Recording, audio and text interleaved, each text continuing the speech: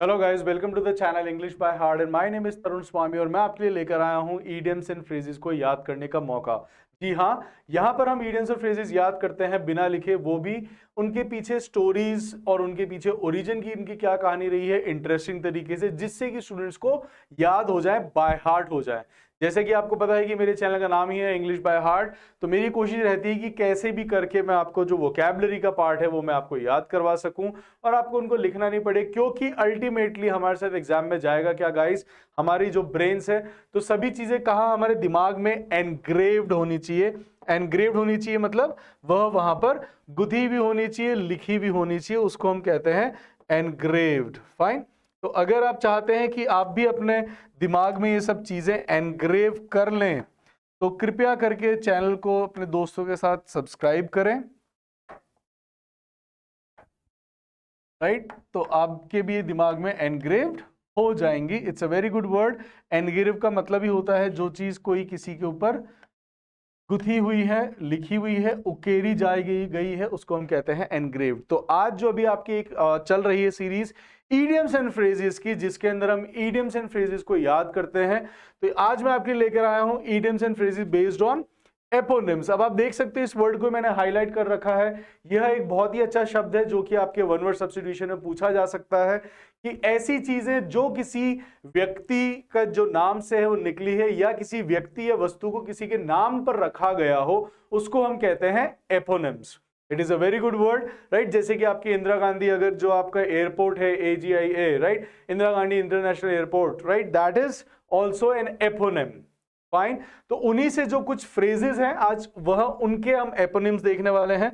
तो बहुत ही इंटरेस्टिंग होने वाला है कि कैसे वह डिफरेंट डिफरेंट जो है व्यक्तियों के, यह एक ऐसा फ्रेज है गाइस जो हम कम से कम 5-6 बार देख चुके हैं। हमने यह महाभारत में भी देखा, हमने यह गीता में भी देखा, सॉरी रामायण में भी देखा, प्लस सॉरी भगवत कथा के अंदर भी देखा, एंड हमने यह what do we call body parts के अंदर भी देखा था, हमने इसको माइथोलॉजी में भी देखा। तो आई थिंक जो एक्लीश हील्स है वह अब आपके दिमाग पर एनग्रेव्ड हो चुका होगा। और जितने भी आज हमारे साथ रुकीज जुड़े हैं, रुकीज कौन होते हैं? जो किसी काम के अंदर नए नए होते हैं। तो जितने भी आज रुकीज जुड़े हैं, आप सभी का स्वागत है सबसे पहले तो। प्लस आपको भी ये सारे वर्ड्स याद हो जाएंगे, फ्रेजेस भी हो जाएंगे जब आप इनको आप प्रीवियस जो वीडियोस है देख लेंगे।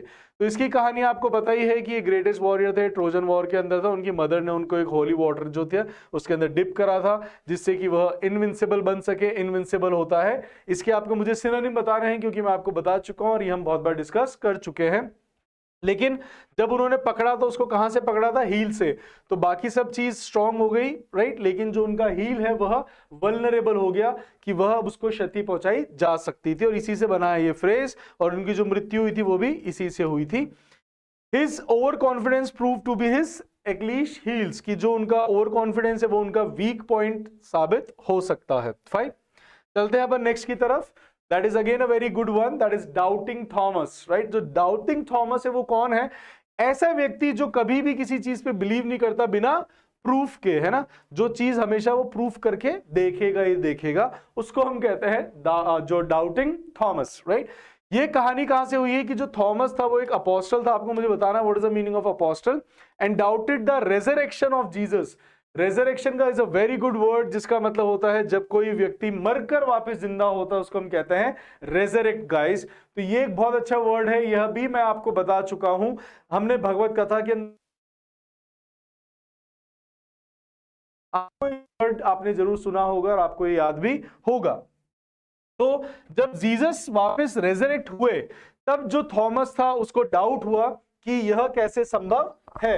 तो यह जो डाउटफुल थॉमस है, दैट इज ऑलवेज, जो कि हमेशा डाउट में रहता है और बिना प्रूफ के कभी भी किसी चीज को नहीं मानता, उसको हम कहते हैं that is doubting Thomas. Fine, ये याद रखिएगा, आपके पेपर में आ सकता है। इसका जो एग्जाम्पल है वो भी आप देख सकते हैं। Don't be such a doubting Thomas, the results have already been verified. क्योंकि जो रिजल्ट है वो वेरीफाई हो चुका है, वो वेरीफाई कर चुका है, तो कृपया करके एक डाउटिंग थॉमस मत बनो। फाइन।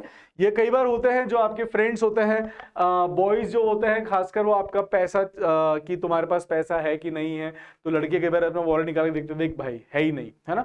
तो आप कह सकते हो don't be that doubting Thomas, यार मैं तो उसको झूठ नहीं बोलता, है ना, तो इट्स अ गुड फ्रेज। मैं आपको तरीके बता रहा हूं कहां पर हम यूज कर सकते हैं। Fine, next is smart aleck. अब जो एवरीथिंग है ना, अब एलेक की कहानी क्या है? जो फ्रेज है smart aleck refers to a 19th century New York pimp. Pimp क्या होता है? जो दलाल होता है उसको हम कहते हैं पिम्प। इट्स अ वर्ड जो कि किसी भी महिला का प्रयोग करके अगर वो पैसा कमा रहा है तो हम उसको कहते हैं pimp. Named Aleck Hoag who teamed up with his wife, जो अपनी औरत के साथ मिलकर लोगों को फंसाया करता था और उनसे पैसे निकलवाया करता था। तो यह था एलेक, और उसी से बना है एलेक स्मार्ट, जो कि बिहेव करता है as if they know everything. Fine. They stop acting like a smart aleck. That means ज्यादा अपने आप को चंट या होशियार बनने की जरूरत नहीं है। पीपिंग टॉम, जैसे कि आपको देख ही पा रहे हैं फोटो में, पीप का मतलब ही क्या होता है? झांकना। जैसे कि sometimes some people they have this habit of peeping in others phone. भाई किसका मैसेज आया, भाई किसको फोन कर रहा है, भाई किसका पेमेंट आया, कितना आया, क्यों आया, है ना। So that is they always keep on peeping in others phone, right. तो someone who secretly watches others especially for improper reason, तो जो लोगों को देखता है किसी improper reasons के कारण secretly छुपकर देखना, so that is, तो लेडी गॉडीवा जिसकी कहानी rode naked through the streets of persuaded her husband to reduce taxes. According to legend, everyone stayed indoors except a tailor named Tom, who secretly looked at her and was struck blind. क्या होता था? अंधा। Hence the term peeping Tom, right? ये कहानी है। The police arrested the peeping Tom, right? कि जो गलत तरीके से लोगों को देखता है छुपकर, उनको हम कहते हैं peeping Tom। अब जो है every Tom and Dick Harry, ये बहुत ही एक अमेजिंग फ्रेज है, वन ऑफ माय फेवरेट्स, जिसका मतलब ही होता है एरा गहरा नत्थु गहरा। तो जो बड़े लोग हैं वो अगर देख रहे हैं, तो अगर आपके छोटे बच्चे कहीं जाते हैं, ट्रेवल कर रहे हैं अलोन, तो आप उसको यूज में ले सकते हैं। That you should not talk to any Tom and Dick Harry during your journey. That means array गहरे नत्थु गहरे, ऑर्डिनरी पीपल, एवरीवन, राइट। इसके पीछे की जो कहानी वो भी बड़ी इंटरेस्टिंग है। हुआ क्या कि जब ब्रिटेन के अंदर यह जो नाम थे टॉम डिक एंड हैरी, ये इतने ज्यादा कॉमन हो गए थे उस सदी के अंदर, इंग्लिश के अंदर, मिडिल एज के अंदर, दैट उसी समय they became the symbol of average person, एरा गहरा नत्थु गहरा। तो Nathu is very common name of that time, that's why हमने नत्थु लिया। तो इन्होंने क्या ले लिए? Tom Dick and Harry, that means any random person. Fine, it's a very good phrase, इसको आप यूज करिएगा, जो बड़े लोग हैं और छोटे भी। अगर मान लो कोई गर्ल बच्ची अगर आपके पास कोई नंबर लेने आए, है ना, बोले can I have your number, so you can, I do not give my number to any Tom Dick and Harry. Fine, it's a good phrase. Jack of all trades, इसके आगे ये कहानी होती है, and master of none, master of none. तो यह इसको negative बना देता है, यहां तक ये पॉजिटिव रहता है। जैसे कि आप देख सकते हैं, लड़का है, इसके पास औजार भी है, इसके पास ये लेंस भी है, किताब भी है, शेफ की टोपी भी है, आपके लैपटॉप भी है ना। तो that means he is doing many works. तो जैक ऑफ ऑल ट्रेड, जिसको थोड़ा थोड़ा सारा कुछ आता है लेकिन वो किसी चीज में मास्टर नहीं है। So Jack of all trades and master of none. Jack was once the generic English name for an ordinary working man. तो जैक क्या था? एक जेनरिक नाम बना था कि वह हर एक जो व्यक्ति, जैसे कि आपने देखा होगा, यह एक जेनरिक नेम पड़ चुका है चेरी ब्लॉसम, है ना। चाहे आप दूसरी कोई कीवी पॉलिश यूज करो बट वो रहेगा चेरी ब्लॉसम। जैसे कि जेनरिक नेम आ गया है आपके कोलगेट, भले आप पेप्सोडेंट यूज करो बट वो है क्या? Colgate. So it's a generic name. तो वैसे ही जितने भी वर्किंग आदमी थे उन सबका जो जेनरिक नेम था वो क्या पड़ गया था? Jack. And over time it came to describe a person capable of doing many jack of all trades. की जो मेरे दादा हैं, he is a jack of all trade, that means he has or he knows many things that he can do, right? Keeping up the Joneses, that means जो अभी दुनिया में चल रहा है कि आप सभी जो एक रैट रेस में लगे हुए हैं, सभी एक दूसरे की जो देखा देखी कर रहे हैं, उसको हम कहते हैं trying to match other people's wealth और lifestyle, that is known as keeping up with the Joneses. The phrase became famous through a comic strip created by author R. and Moman in 1913 showing families competing with their wealthy. तो ये comic थी, उसके वहां से ये बना है। And जैसे कि buying a luxury car just to impress others is keeping up with the Joneses. Fine, जैसे कि आज iPhone is like keeping up with the people who are running after or hankering after iPhones, they are just keeping up the Genesis, right? So that is, it's a very good phrase जिसका मतलब होता है कि आप wealthy लोगों की तरह अपने आप को दिखाने के लिए. The next which we have is Uncle Sam. It's a very good one. ये आपको न्यूज़पेपर बहुत बार पढ़ने को मिलता है Uncle Sam. That refers to United States government. The nickname is linked to Samuel Wilson, who supplied meat to the US Army during the war 1812. ये मुझे नहीं पता था, right? I thought that George Bush को भी uncle Sam ही कहा जाता था. दैट मीन्स जो भी गवर्नमेंट के अंदर है, यूएस गवर्नमेंट को हम क्या कहते हैं? Uncle Sam. फाइन. ये बड़ा इंटरेस्टिंग है कि जो निकनेम था ये एक सैमुअल विल्सन जो कि मीट सप्लाई करा करता था यूएस आर्मी को 1812 के वॉर के दौरान, और जो barrels they were marked US and were jokingly said to stand for Uncle Sam, और ये यूएस फॉर अंकल सैम हो गया था, इसलिए उसका नाम ऐसे लिया. Uncle Sam collects taxes every year, that means US government, not Uncle Sam. It's a very simple phrase, याद रखिएगा, न्यूज़पेपर में भी आपको पढ़ने को मिलेगा. Jack the lad. अब ये जो है जैक द लैड, लैड कौन होते हैं गाइस? जो यंग लड़के होते हैं उनको हम कहते हैं लैड. आपको मुझे बताना है जो यंग लड़कियां होती हैं उनको हम क्या कहते हैं? फाइन, वो भी एल से ही स्टार्ट होता है, कृपया करके मुझे बताइएगा.